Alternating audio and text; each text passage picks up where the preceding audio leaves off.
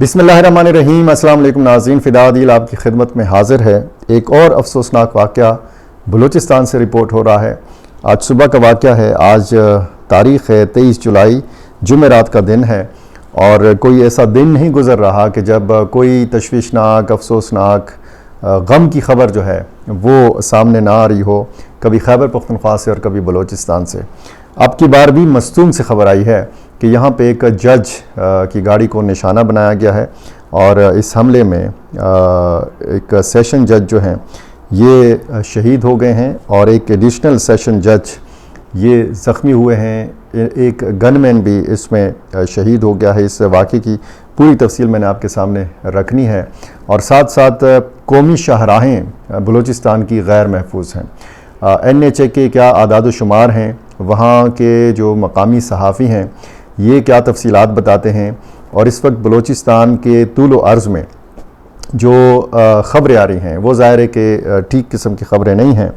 ये मस्तूंग कौमी शाहराह है। फायरिंग के नतीजे में सेशन जज अब्दुल हकीम काकड़ और उनके गनमैन मोहम्मद ज़मान शहीद हो गए हैं। बाकायदा मस्तूंग पुलिस ने इसकी इब्तदाई तौर पर तस्दीक की, फिर सूबाई हुकूमत ने तस्दीक की। वज़ीर आला बलूचिस्तान का एक मज़म्मती बयान सामने आ चुका है। इसमें इस बयान में उन्होंने क्या कहा ये भी आपके सामने रखना है। और इस हमले में एडिशनल सेशन जज तारिक लाशारी समेत 2 अफराद शदीद ज़ख्मी हुए हैं, ये बताया गया है। और ये हुक्काम ने बताया है कि सेशन जज मस्तूंग अब्दुल हकीम काकड़ और एडिशनल सेशन जज तारिक लाशारी क्वेटा से मस्तूंग की जानिब जा रहे थे और जब इनकी गाड़ी वली खान थाने की हदूद में रेलवे फाटक के करीब पहुंची तो वहाँ मौजूद मुसल्लह अफराद जो पहले से घात लगा के वहाँ पे बैठे हुए थे, शायद उनको मालूम था कि यहाँ पे जज साहिबान जो हैं एक गाड़ी में सफ़र कर रहे हैं। इस गाड़ी को मुसलसल जो है फायरिंग का निशाना बनाया जाता रहा उस वक्त तक जब ये तस्दीक हो गई कि सेशन जज जो है ये इसमें शदीद ज़ख्मी है और फिर वहाँ से ये लोग फ़रार हो गए। मस्तूंग के सेशन जज अब्दुल हकीम काकड़ शदीद ज़ख्मी थे। बाद में ये ज़ख्मों की ताब ना लाकर शहीद हो गए और उनके गनमैन मोहम्मद ज़मान जो हैं ये मौका पर जान की बाजी हार गए। और वाक़े के फ़ौरन बाद पुलिस और सिक्योरिटी फोर्सेस ने इस इलाके में पहुँच के पहुँचाया ज़ख्मियों को मकामी हस्पताल। और वज़ीर आला बलूचिस्तान मीर सरफराज बुगटी ने बाकायदा तौर पर फ़ोन करके ज़ख्मी जो सेशन जज हैं तारिक लाशारी इनसे टेलीफ़ोन पे बात की, उनकी खैरियत दरियाफ़्त की और ये यकीन दिलाया कि आपकी मुकम्मल सेहतयाबी तक आपका पूरा ख्याल रखा जाएगा। वज़ीर आला बलूचिस्तान मीर सरफराज बुगटी ने इस वाक़े की मज़म्मत की और सेशन जज पर हमले को रियासत पर हमला करार दिया। उन्होंने अपने एक बयान में कहा है कि दहशतगर्दों को हर कीमत पर अंजाम तक पहुंचाएंगे और कानून के मुहाफ़िज़ों का खून रायगा नहीं जाने दिया जाएगा। वज़ीर आला ने कहा कि दहशतगर्दों और उनके सहूलतकारों के लिए कोई रियायत नहीं, रियासत की रिट को चैलेंज करने वालों को कुचल दिया जाएगा और दहशतगर्दी के हर नेटवर्क को जड़ से उखाड़ फेंकेंगे। ये ज़ाहिर है कि एक अफसोसनाक वाक़या है और जब मस्तूंग में हालात ठीक नहीं हैं, वहाँ पे एक सब तहसील है कटकुचा। पिछली वीडियो में मैंने इसकी तफसील आपके सामने रखी थी कि पिछली रात से 9 बजे से वहाँ पे कर्फ्यू नाफिज किया गया है। लोगों को कहा गया है कि वो घरों के अंदर रहें, घरों से बाहर निकलने की किसी को इजाज़त नहीं दी जा रही और अगर कर्फ्यू की खिलाफ वर्जी किसी ने की तो उसको मौके पे गोली मारी जाएगी। ये एक बड़े ऑपरेशन की तरफ निशानदही करती है ये सूरत हाल और ये कहा जा रहा है कि यहाँ पे इस इलाके में एक बड़ी कार्रवाई हो सकती है। वैसे बड़ी ज़मीनी और फ़िज़ाई कार्रवाई तो जारी है। एक अज़्म इस्तेहकाम के तहत वहाँ पे मुख्तलिफ़ इलाकों में इस किस्म की कार्रवाइयाँ सामने आती हैं। अभी कल ही की बात है कि ISPR ने ये बताया था कि मुख्तलिफ़ कार्रवाइयों में 10 दहशतगर्द मारे गए हैं और इसमें बताया गया था कि 2 ख़वातीन को भी गिरफ़्तार किया गया है कि जो ख़ुदकुश बमबार थीं, जिन्होंने कहीं न कहीं जाके हमला करना था। अब ख़वातीन का जिस तरीके से वहाँ पे इन हमलों के लिए इस्तेमाल हो रहा है ये भी ज़ाहिर है कि एक तशवीशनाक बात है। किस तरीके से उनको ब्लैकमेल किया जाता है, किस तरीके से उनको गुमराह किया जाता है। वहाँ पे अगर आप बलूचिस्तान की बिखरी हुई आबादी देखें, वहाँ पे तरक्याती काम देखें, वहाँ पे तालीमी इदारों को जिस तरीके से तेज़ी के साथ बनाया जा रहा है, कायम किया जा रहा है। वहाँ पे सेहत के मराकज़ जिस तरीके से खोले जा रहे हैं, मैं ख़ुद देख के आया हूँ बलूचिस्तान के मुख्तलिफ़ हिस्सों में। तो महरूमी का कार्ड तो ज़ाहिर है कि अब इस्तेमाल नहीं हो सकता। और जिस तरीके से सोशल मीडिया का ये लोग इस्तेमाल करते हैं, इसी सोशल मीडिया के ज़रिए पूरे बलूचिस्तान के अवाम को ये मालूम हो रहा है कि दहशत गर्दों का एजेंडा क्या है, यहाँ पे कौन कौन सी तंजीमें सरगर्म हैं, इनका जो है वो ये क्या चाहते हैं, मकासद इनके क्या हैं। क्योंकि नारा तो आज़ादी का लगाया गया है कि जनाब हमने बलूचिस्तान को एक आज़ाद रियासत बनाना है, एक आज़ाद मुल्क बनाना है जिसका अलग झंडा होगा, जिसकी अलग करेंसी होगी। वैसे आप इंडियन मीडिया देखें तो बलूचिस्तान तकरीबन 80-85% आज़ाद हो चुका है, लेकिन ग्राउंड पे आप हकीकत देखें तो इस तरह के हमले ज़रूर हो रहे हैं। हमला करके भाग जाना, कभी बैंक को लूटना और कभी आम लोगों की जो अमलाक हैं उनको नुकसान पहुंचाना, आम शहरियों पे हमला करना, पूरे के पूरे गांव को हमले का निशाना बनाना, ये इस किस्म की सूरत हाल जो है ये सामने आ रही है। अब वहाँ के जो मकामी सहाफ़ी हैं, जैसे मिसाल के तौर पर मैं एक सहाफ़ी का अगर ज़िक्र करूँ, नेमतुल्लाह सरहदी, इन्होंने ये बताया है, ये इनकी तफसीलात हैं कि जिस तरीके से अफ़गानिस्तान के अंदर तालिबान की एक हिकमत अमली थी कि अमरीकी फ़ौज और नेटो की अफवाज को किस तरीके से वहाँ पे एक हिकमत अमली के तहत रोका गया था मूवमेंट से, एक जगह से दूसरी जगह ये जो नकलो हमल होता है या इनके जो सप्लाई काफ़िले होते हैं, इनको किस तरीके से वहाँ पे तालिबान ने रोका था, वही हिकमत अमली बलूचिस्तान में अपनाने की कोशिश की जा रही है। और ये सहाफ़ी बता रहे थे कि महकमा NHA जो नेशनल हाईवे अथॉरिटी है, इनके हुकाम के मुताबिक इस वक्त बलूचिस्तान की कौमी शाहराहों पर गुज़श्ता एक महीने में 22 बड़े छोटे पुलों को मुसल्लह अफराद ने बारूदी मवाद से तबाह कर दिया है। यानी ये एक महीने के आदाद-ओ-शुमार हैं। छोटे पुल, बड़े पुल, राब्ता काटना, सड़क को ट्रैफिक के लिए बंद करना, ये इन तंजीमों का मकसद है। और इन पुलों की तबाही से इस वक्त कौमी शाहराहों पर ट्रैफिक की रवानी शदीद मुतासर हुई है। ये जो आदाद-ओ-शुमार जारी किए गए हैं, इसके मुताबिक N40 क्वेटा तफ्तान कौमी शाहराह पर 11 छोटे बड़े पुल मुसल्लह अफराद ने अपनी कार्रवाइयों में तबाह किए हैं।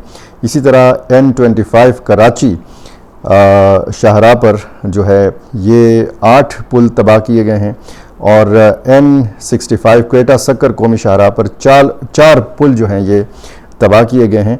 और NHA ने इन पुलों पर आर्जी डाइवर्शन तो बना दिए हैं, यानी मुतबादल रास्ते तो बना दिए हैं, लेकिन इन पुलों की मुरम्मत के काम से मुतासरा इलाके में मौजूद जो मुसल्लह अफराद हैं ये NHA के अमले को रोकते हैं, वहाँ मुतबादल रास्ता भी बनाने से रोकते हैं। और कई बार NHA की मशीनरी पर और इनके अमले पर भी हमले किए गए हैं। ट्रांसपोर्ट की जो गाड़ियाँ हैं, जो माल बरदार ट्रांसपोर्ट हैं, इसको शदीद मुश्किलात का सामना है। और मुख्तलिफ़ शाहराहों पर आपने ये भी देखा होगा कि माल बरदार गाड़ियों को नज़र आतिश किया जाता है, उन पर फायरिंग की जाती है और मुसाफिर गाड़ियों को निशाना बनाया जाता है। इसी मस्तूंग में मुसाफिर बस को निशाना बनाया जाता है और उसमें 4 अफराद शहीद हो जाते हैं। ये तो कल ही का वाक़या है। इससे पहले एक गाड़ी को, चलती हुई गाड़ी पर फायरिंग होती है। इसमें एक ख़ातून मरीज़ा जिसको योब से इलाज के लिए मुंतकिल किया जा रहा था, उस पर फायरिंग होती है, उस गाड़ी पर। ये ख़ातून मरीज़ा जाबहक हो जाती है। इसी कटकुचा इलाके में कि जहाँ पे कर्फ्यू नाफिज किया गया है, कुछ दिन पहले एक फ़ौजी काफ़िले को निशाना बनाया जाता है जिसमें हमारे सिक्योरिटी एहलकारों की शहादत भी होती है। इस झड़प में चूँकि सैकड़ों सिक्योरिटी एहलकारों पर मुश्तमिल ये काफ़िला था, इसमें दहशतगर्दों का भी जानी नुकसान हुआ। लेकिन हम रोज़ाना की बुनियाद पर देख रहे हैं कि ये वाक़यात हो रहे हैं। हन्ना उड़क का वाक़या आप देख लें और फिर उसके बाद ज़ियारत का और मस्तूंग और खुशदार और खारान, आवारान, कहीं भी आप किसी भी इलाके से आप, जैसे अब साउथ बलूचिस्तान है, यहाँ पे बताया जाता है कि तुर्बत और गवादर निस्बतन महफूज इलाके हैं, लेकिन वहाँ पर भी जीवनी की एक पोस्ट के ऊपर हमने देखा कि एक बड़ा हमला किया गया, उसमें भी बड़ा जानी नुकसान हुआ।